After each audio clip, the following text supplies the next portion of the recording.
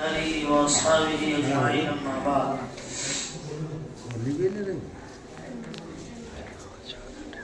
سورہ مائدہ، یہ جو سورہ ہے مائدہ کے معنی ہوتے ہیں دسترخوان کے. اللہ تعالیٰ نے اس میں دسترخوان کا واقعہ بھی نقل کیا ہے جو آخر میں انشاءاللہ بات کریں. سب سے پہلے اس سورہ کے شروع میں اللہ تعالیٰ نے ایک اہم بات یہ بتائی کہ کسی بھی نیکی کے کام میں حصہ لو، نیکی کے کام میں ایک دوسرے کا تعاون کرو، نیکی اور بھلائی کے کام میں سبقت کرو اور غلط کام میں تعاون کرنے سے بچو.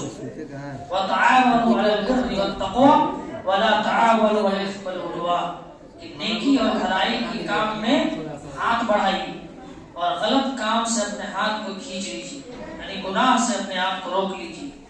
اسی طرح اس کے بعد کی آیت نمبر 3 میں اللہ تعالیٰ نے کچھ ایسے جانوروں کا ذکر کیا ہے جن کا کھانا حرام ہے. ان جانوروں کی لسٹ میں 10 نام ہے. ایک ہے مردہ جانور جو مر گیا، دوسرا ہے خون، اسی طرح تیسرا ہے سور کا گوشت، چوتھا ہے غیر اللہ کے نام پہ ذبح کیا ہوا جانور جو اللہ کا نام نہ لے کر کے کسی دوسرے کا نام لے کر کے ذبح کر دیا. پانچواں ہے جس کا گلا گھٹ جائے یعنی پھنسری لگا لے، دم جائے کہیں اور مر جائے، وہ جانور. اسی طرح چوٹ لگنے کی وجہ سے اگر کوئی جانور مر جائے تو وہ بھی حرام. اسی طرح کوئی جانور اوپر سے گرا اور مر گیا چوٹ کی وجہ سے، یا کسی جانور کے مارنے سے مر گیا، آپس میں 2 جانور لڑے اور ایک جانور اس میں زخمی ہوا مر گیا. اسی طرح کسی درندہ نے کھایا ہو، درندہ میں جیسے شیر ہے، کتا ہے، یا وہ جانور جو چڑ پھاڑ کھاتے ہیں، گوشت کھاتے ہیں، مانساہاری ہیں، ایسے جانور اگر کسی حلال جانور کا شکار کرے مر جائے تو حرام ہے. اسی طرح 10واں ہے بت یا آستانے یا کسی مزار کے اوپر جانور ذبح کیا گیا ہو. تو یہ 10 جانور کی پوری لسٹ اللہ نے اس آیت کے اندر ذکر کی ہے کہ یہ سب کے سب حرام ہے. لیکن یہ بات تو ہم جانتے ہیں کہ اللہ کے نام پر اگر ذبح کیا جائے تو اس کو کھا سکتے ہیں، بسم اللہ اگر پڑھا گیا ہو تو جائز ہے. لیکن اس میں ایک اور شرط ہے. ایک آدمی کہتا ہے کہ بھائی جانور حلال ہے، ہم نے نام اللہ کا لیا ہے، لیکن ذبح کہاں کر رہا ہے؟ کسی آستانے پر، کسی مزار پہ یا کسی غیر کے اوپر. تو آپ نے اللہ کا نام لیا، جانور بھی حلال ہے، پیسہ بھی حلال ہے، سب کچھ حلال ہے، لیکن جہاں آپ ذبح کرنے گئے وہ جگہ حرام ہے، تو یہ سارا کا سارا آپ کا حرام ہو جائے گا. اسی طرح اللہ تعالیٰ نے ٹھیک اس کے بعد کی آیت نمبر 6 میں آیت وضو اور آیت تیمم کا ذکر کیا. آیت وضو اور آیت تیمم میں صرف 2 بنیادی باتیں. وضو کے بارے میں ہم جانتے ہیں بسم اللہ کہہ کے وضو کرنا چاہیے، بلکہ لکھا گیا اس سلسلے میں کہ بسم اللہ کہہ کے کوئی وضو نہیں کرتا ہے تو اس کا وضو نہیں ہوتا، وضو مکمل نہیں ہوگا بسم اللہ نہیں کی. اس لیے بسم اللہ کہہ کے وضو کرنی چاہیے.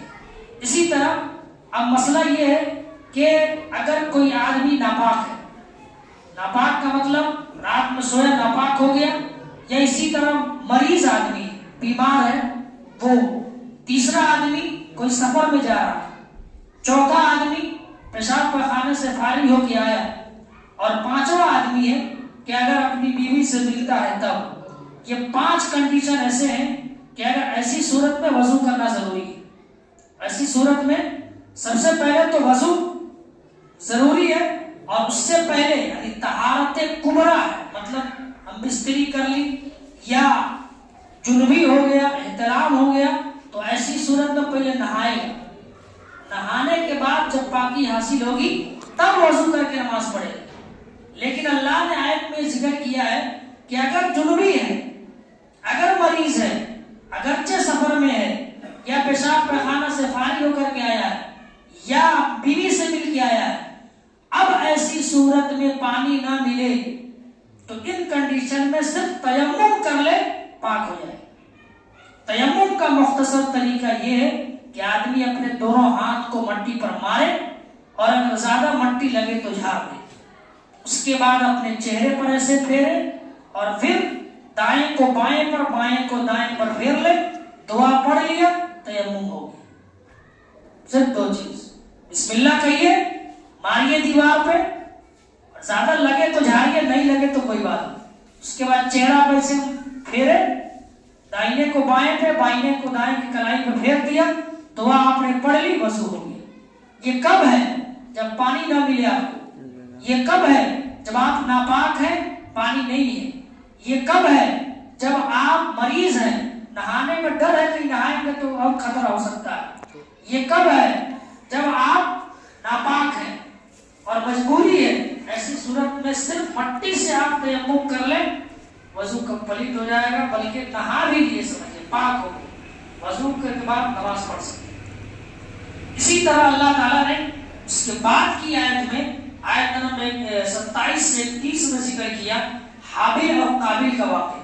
یہ حابیل اور قابیل یہ دونوں بھائی تھے، آدم علیہ السلام کے بیٹے تھے، اور اس وقت کا جو حساب تھا، بھائی بعد میں شادی جائز تھی، بھائی بعد میں شادی، جیسے آج جو بچہ پیدا ہوتا آدم علیہ السلام کا، پھر کل جو بچی پیدا ہوتی تو اس والے بچے کی شادی کل والے سے اس کی ہو جاتی تھی، یہ جائز تھا ان کی شریعت۔ لیکن ہوا کیا کہ جب قابیل پیدا ہوا، اس کے بعد جو بچی پیدا ہوئی تو یہ قابیل کے بعد والی جو بچی تھوڑا سا بدصورت تھی، شکل اس کی اتنی ٹھیک ٹھاک نہیں تھی۔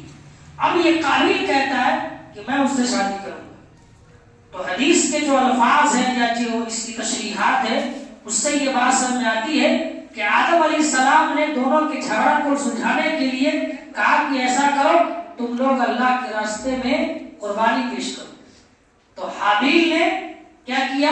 خوب اچھی خاصی گائے، موٹی گائے اللہ کے راستے میں قربان کی، اور قابیل تھا تو یہ ایک دم گھٹیا مال اللہ کے راستے میں صدقہ کیا۔ اللہ نے حابیل کی قربانی کو قبول کیا اور قابیل کی قربانی کو قبول نہیں کیا۔ دونوں بھائی میں ہو گیا حسد، دونوں بھائی میں ہو گیا جلن۔ قابیل بریان تھا، اس نے کہا کہ میں تجھے قتل کر دوں۔ کہا کیوں؟ کہا کہ تم اس لیے اللہ نے تمہاری قبول کر لی، میری نہیں قبول کی، تو جلن ہو گیا بھائی۔ اور ایک واقعہ یہ ہے، دوسرا واقعہ یہ کہ شادی کو لے کر کے، اس لڑکی کو لے کر کے یہ کہا تھا میں شادی کروں گا، جبکہ حابیل کی شادی اس سے ہونی تھی، قابیل نے زبردستی کی، اور اس زبردستی اور اس حسد کی وجہ سے قابیل نے حابیل کو قتل کر دیا۔ تو اسی کے بارے میں آتا ہے حدیث میں کہ سب سے پہلا قتل جس نے کیا ہے یہ قابیل ہے، جس نے اپنے بھائی کا خون بہایا ہے، دنیا میں سب سے پہلا قتل۔ تو اللہ تعالیٰ نے حابیل کی قربانی قبول کی اور اس کے دوسرے بھائی قابیل کی قربانی قبول نہیں کی، اس لیے کہ دونوں کے درمیان حسد تھی، جلن۔ اس حسد اور جلن کی وجہ سے اللہ نے اس کی قربانی قبول نہیں کی۔ اس سے پتہ چلتا ہے کہ بھائی بھائی میں تو ہوتا ہی ہے، لیکن اس قدر حسد نہ ہو کہ نیکی بھی کام نہ ہے، نیکی کرے بھی تو کام نہ ہے۔ اسی طرح اللہ تعالیٰ نے اس کے بعد کی آیت نمبر 32 میں کہا، ایک شوشہ پھیلا ہوا ہے سوشل میڈیا، ٹیلی ویژن، دیکھیے سیدھے کہتا ہے اسلام دہشت گرد ہے، مسلمان دہشت گرد ہے، اسلام دہشت گردی سے پھیلا ہے۔ کچھ ایسے مناظر، کچھ ایسے فوٹوز اور ویڈیوز دیکھتے ہیں ہم جس سے پتہ نہیں چلتا ہے کہ مسلمان ہے کیا۔ تھوڑا کچھ ہوتا ہے پاکستان میں کہیں مسجد کا وقت دھماکہ ہوتا ہے اور اس کو اتنا ہائی لائٹ کرتا ہے میڈیا یہاں کی، ظاہر سی بات ہے کچھ نہ کچھ ہوتا ضرور ہے تبھی تو ہائی لائٹ کرتا ہے۔ کرنے والا دیش مسلمان ہے، کرنے والا مسلمان ہے، تو اس کا سارا ٹھیکرا مسلمانوں کے اوپر پھوڑا جاتا ہے۔ لیکن جہاں جہاں بھی مسلم کنٹری ہے وہاں لڑائی ہندو مسلمان کی نہیں، وہاں لڑائی شیعہ سنی کی لڑائی، شیعہ سنی کو مارا۔ سنی میں یہ کون؟ 4 لوگ آتے ہیں، یہ ہم لوگ بھی سنی میں ہیں، اب حنفی بھی سنی میں ہے، بریلی بھی سنی میں ہے، شیعہ الگ ہے۔ اور آپ دیکھیے شام میں جو ابھی فتح ہوا ہے بہت زمانے کے بعد، بشار الاسد کی حکومت ابھی ختم ہوئی ہے، اس میں لگ بھگ کئی لاکھ لوگ مارے گئے ہیں صرف اس لیے شیعہ سنی. وہ شیعہ مسلمان ہے، سنی مسلمان ہے، ایک دوسرے کو دیکھنا نہیں چاہتا ہے، اور اسی لڑائی میں کتنے لوگ آئے. مسلمان ہے تو اس کو کیا کہیے. تو اللہ تعالیٰ کہتا ہے کہ دنیا میں رہتے ہوئے اگر کوئی آدمی ایک آدمی کا خون بہاتا ہے ناحق، اللہ نے کہا گویا کہ وہ ایک آدمی نہیں بلکہ پوری کائنات کو اس نے مار دی. اور اگر کوئی ایک آدمی کو بچا لیتا ہے تو ایک آدمی کو اس نے نہیں بچایا، پوری کائنات کو اس نے بچایا. یہ مرتبہ ہے مارنے کا بھی اور بچانے کا بھی. اسی طرح اللہ تبارک و تعالیٰ نے اس سورہ کی آیت نمبر 83 کے اندر کہا کہ مسلمانوں کا سب سے بڑا دشمن کون ہے. آپ کیا سمجھتے ہیں؟ آپ لوگ کیا سمجھتے ہیں مسلمان کا سب سے بڑا دشمن کون ہے؟ یہود ہے. سب سے بڑا دشمن. قرآن اعلان کر کے کہتا ہے کہ لَتَجِدَنَّ أَشَدَّ النَّاسِ عَدَاوَةً لِلَّذِينَ آمَنُوا الْيَهُودُ. سب سے زیادہ سب سے بڑا دشمن مسلمانوں کا کوئی ہے تو یہود ہے. وَالَّذِينَ أَشْرَكُوا، اور وہ جو مشرک ہے، جو بت کو پوجتے ہیں، بت کو جو بھی پوجتا ہے وہ. یہ دو بڑے مسلمانوں کے دشمن اسی زمانے سے، موسیٰ علیہ السلام عیسیٰ علیہ السلام کے زمانے سے. لیکن نصارہ جو ہیں عیسیٰ علیہ السلام کے ماننے والے، وہ یہود کے مقابلے میں نرم دل ہیں، وہ بات کو مانتے ہیں، سمجھتے ہیں. تو سب سے بڑا دشمن یہود ہے، اور ایمان کا سب سے بڑا دشمن شیطان ہے. اِنَّهُ لَكُمْ عَدُوٌّ مُّبِينٌ. شیطان تمہارا کھلا کھلا دشمن. اسی طرح اس سورہ کے اخیر میں اللہ تعالیٰ نے حلال اور حرام کے بارے میں ذکر کیا کہ حلال جو چیزیں ہیں اس کو آپ حلال رہنے دیجئے، جو حرام چیزیں ہیں اس کو حرام سمجھیے. ایک مرتبہ ہوا کیا کہ ایک صحابی وہ آئے اللہ کے رسول کے پاس اور کہا کہ اے اللہ کے رسول میں آج سے گوشت نہیں کھاؤں گا. اللہ کے رسول نے کہا کیا بات ہے؟ کہا کہ جب میں گوشت کھاتا ہوں تو میری جنسی خواہش اچھلنے لگتی ہے، مجھے عورت کی خواہش ہوتی ہے، اس لیے میں آج سے گوشت کو اپنے اوپر حرام کرتا ہوں. تب یہ آیت نازل ہوئی اور کہا کہ اے ایمان والو، جو چیزیں حلال ہیں اس کو حلال سمجھو، اپنی طرف سے اس کو حرام نہ سمجھو. ایک چیز یہ. اسی طرح دوسری چیز اس سلسلے میں حدیث آتی ہے، کچھ صحابی آئے آپ صلی اللہ علیہ وسلم کے پاس اور آپ کے گھر کے کنارے بیٹھ گئے. ابھی آپ صلی اللہ علیہ وسلم سے ملے نہیں تھے. ایک نے کہا کہ میں گوشت نہیں کھاؤں گا، دوسرے نے کہا میں کبھی شادی نہیں کروں گا، تیسرے نے کہا میں کبھی سوؤں گا ہی نہیں، صرف عبادت کروں گا. تو آپ صلی اللہ علیہ وسلم اندر سے یہ باتیں سنی تو باہر آئے. کہا کس نے اس طرح کی باتیں کی ہے؟ تو تینوں نے کہا کہ ہم لوگ آپس میں بات کر رہے تھے. تب آپ نے کہا کہ یہ میری سنت نہیں ہے، میں گوشت بھی کھاتا ہوں، میں شادی بھی کرتا ہوں، میں رات میں سوتا بھی ہوں. یہ میرا طریقہ ہے، یہ میرا طریقہ نہیں ہے کہ کھانا ہی نہیں. سنت کا طریقہ یہ ہے کہ گوشت بھی کھانا جائز ہے، رات میں سویا بھی جائے، عبادت بھی کی جائے اور شادی بیاہ بھی کی. یہ میری سنت ہے، یہ میرا طریقہ ہے. اسی طرح اس سورہ کے اخیر میں ایک اور آخری بات یہ ہے کہ اللہ تبارک و تعالیٰ نے شراب، جوا، اسی طرح وہ پتھر جن پر بتوں کا نام لے کر کے ذبح کیا جائے وہ، اور فال نکالنے، ان چار چیزوں کو اللہ نے حرام کیا ہے. شراب کی کوئی بھی کوالٹی، چاہے اس کا نام جو بھی تبدیل کر کے رکھ دیا جائے، شراب ہے، انگریزی شراب ہو، دیہاتی ہو یا پاؤچ والا ہو یا کوئی بھی، اگر اس میں نشہ ہے تو حرام ہے. لوگ کہتے ہیں کہ وہ پاؤچ میں کا تو نشہ نہیں، ہم تاڑی جو نکالتے ہیں تار سے نکالتے ہیں وہ میں نشہ نہیں. نشہ ہے، کہیے کہ کسی میں کم ہے کسی میں زیادہ ہے. کسی کو آدمی پی لیتا ہے تو مست ہو جاتا ہے، اور کہیں پیتا ہے تو ٹھیک ٹھاک سے رہتا ہے، لیکن اس کی زبان اور اس کی منہ سے بھی پتا چل جاتا ہے کہ پیے ہوا ہے. تو چاہے شراب کی کوئی بھی کوالٹی حرام ہے، حرام ہے.